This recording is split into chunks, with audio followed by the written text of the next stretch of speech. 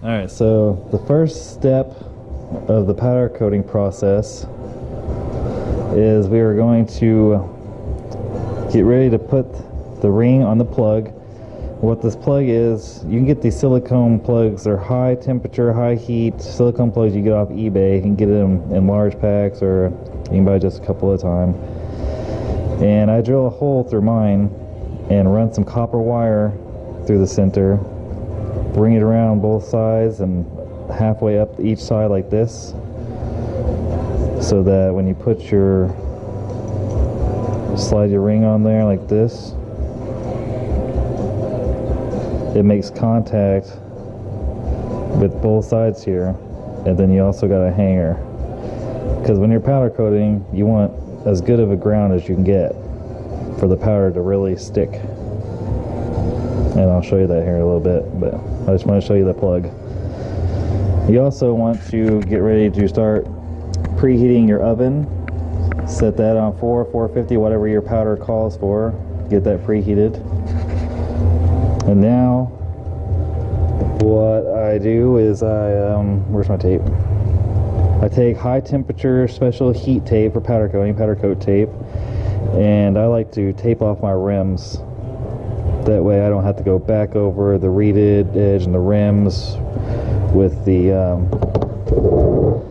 nail file or the sanding blocks, because it's really hard to get into those reeds and the finer details. I'll probably also tape off the wings, save me from having to do that work later. But I'm gonna go ahead and get this taped up and prepped, and then I'll be right back. Okay, we're set up and ready to spray. Got our air line connected, got our big compressor over here. You want you a mini regulator right before the gun, so you can turn this way down so you don't spray powder all over the barn. Sometimes I do anyway, but it's okay. If you got a good enough ground, it will stick to this really fast and you won't waste a whole lot of powder. But got our oven over there preheated, ready to go. When you're ready to start wanting the powder to stick to the ring, you're going to click this button. So, alright, let's get going here.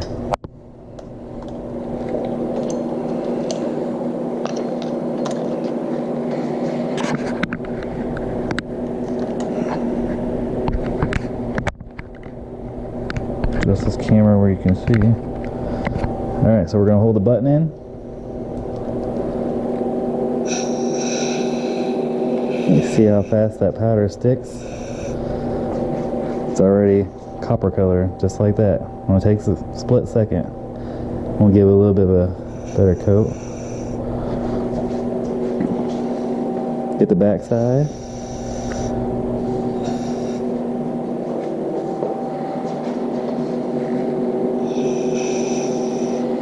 That's it. That is all there is to it. Spraying the powder is the easiest part. The prep work is most of the work. And actually making the ring.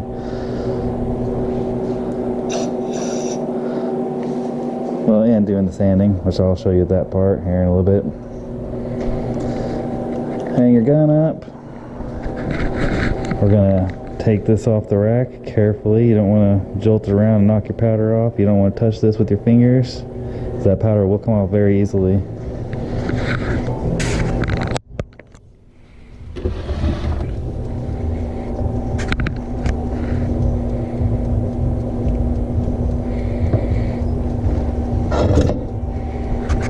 Hang this right here in this rack.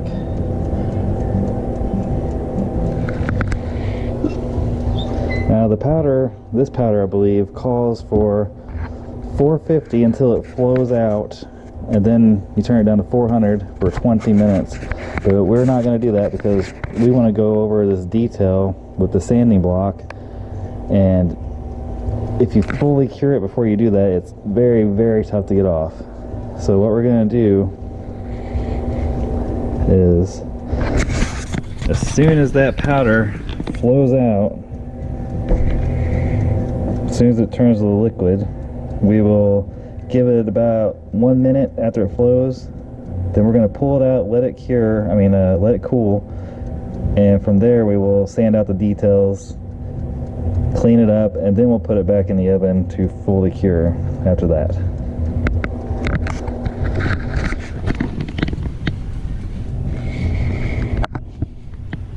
So as soon as this starts to flow, I'll turn this camera back on so you can see what it looks like. It's going to take a minute. And you can see it's starting to liquefy right now. It's starting to flow.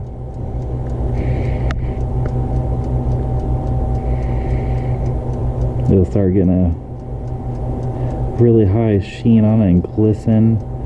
Then all of a sudden it'll look liquidy and not like powder anymore. It's actually pretty neat to watch the first couple times. That's what you're looking for right there. Wow, that's a really nice color. I like that. I think this is going to look really good when it's done.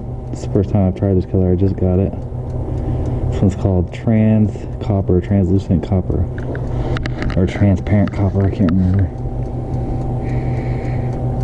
Alright, so we're just going to let that sit in there for about 30 more seconds. And then we're going to pull that out. Alright, so pulled it out. I've let it cool down to not quite room temperature, still pretty warm, but you can handle it. And look at the color on that thing.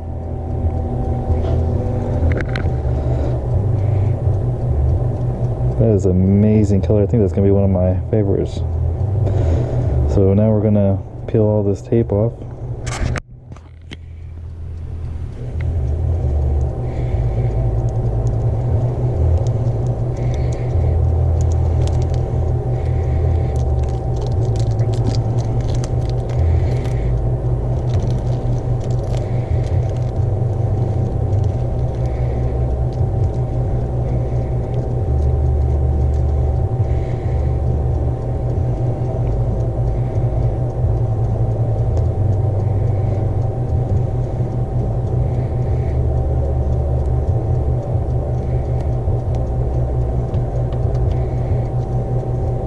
There you go.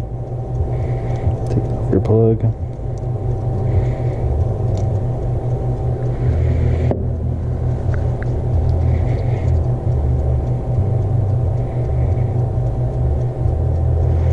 Now we're going to take our whatever you use, a sanding block. I just used a standard two-sided nail file. I used a little bit. Sometimes I'll use the rougher side, but most of the time I use the smoother side. And need to get a fresh one, but I'll show you real quick what I'm going to do. Start going lightly over these letters and the details, just to bring the silver through.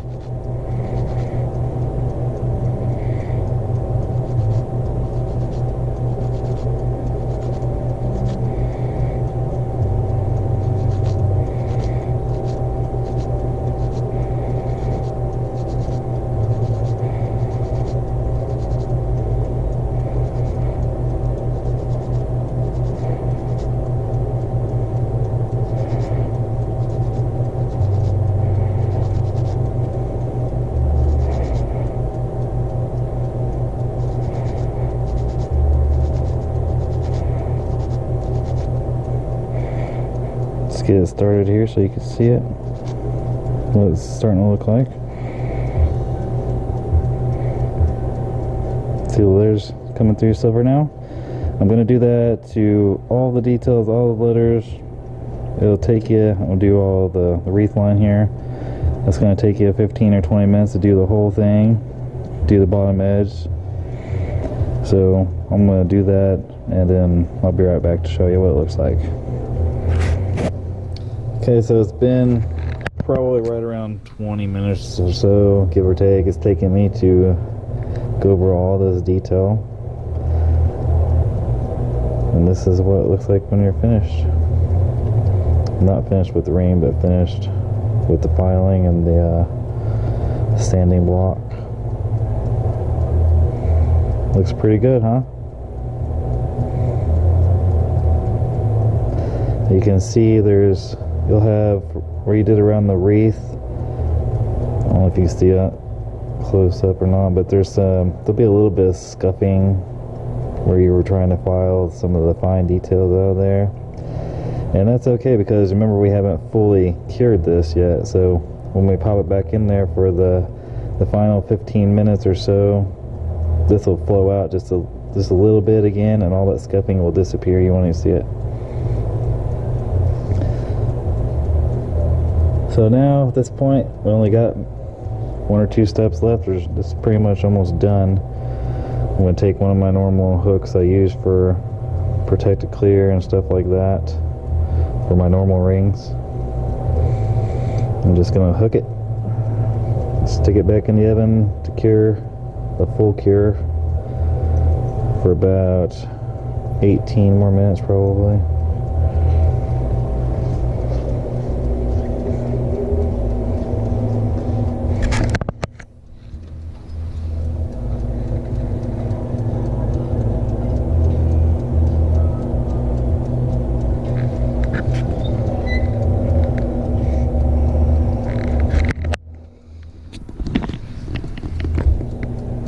So we'll be back in about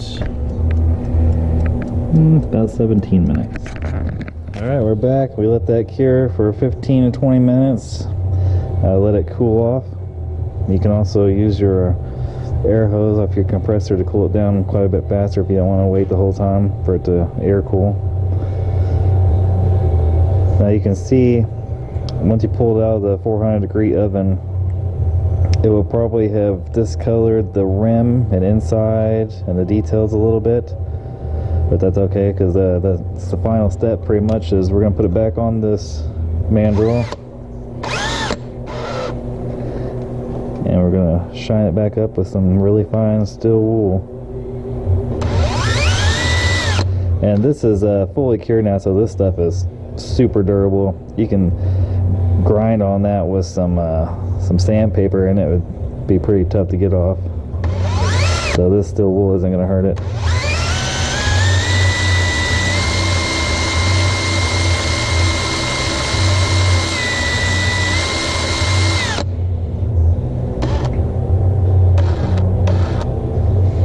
You see that shine now?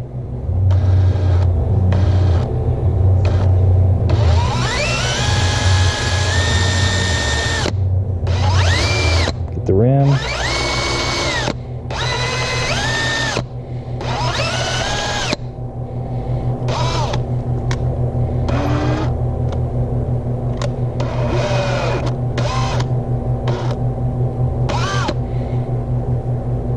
Try to get in here and get the inside of the rim a little bit.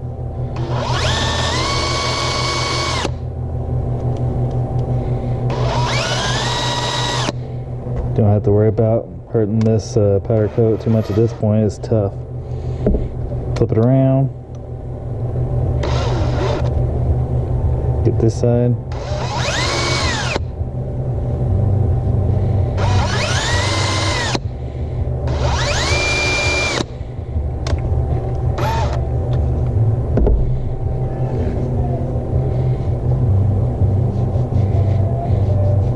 Go around the inside of the band with some really fine steel wool.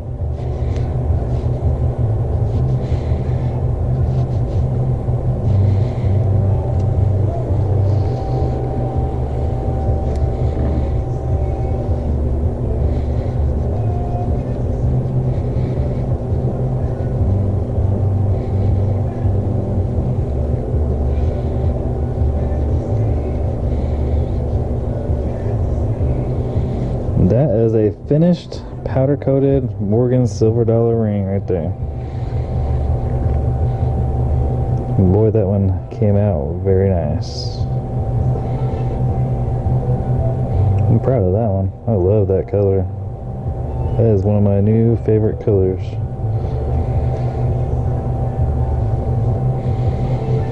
And it fits perfect.